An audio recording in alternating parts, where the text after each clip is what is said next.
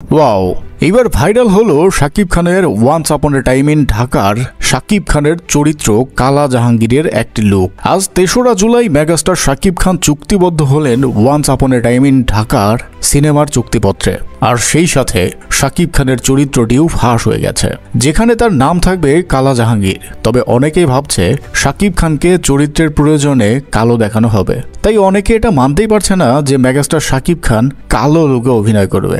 তবে জানা গেছে শাকিব খানকে এই সিনেমায় দেখানো হবে এক রাজার বেশে, মানে এক অধিনায়ক ডন লুকে, যার দাপটে কেঁপে উঠবে গোটা ঢাকা শহর। তাই শাকিব খানকে কেমন লাগবে সেই লুকে তা দেখার জন্য শাকিব ফ্যান্সরা একটি ভিজুয়াল বানিয়েছে, যেখানে দেখা যাচ্ছে মেগাস্টার শাকিব খানের চুল বড় বড়, সেই সাথে রাগান্বিত চেহারা, মুখে কালি। হয়তো এই কালো রং দিয়েই ভক্তরা ফুটিয়ে তুলেছেন কালো জাহাঙ্গীর চরিত্রটিকে।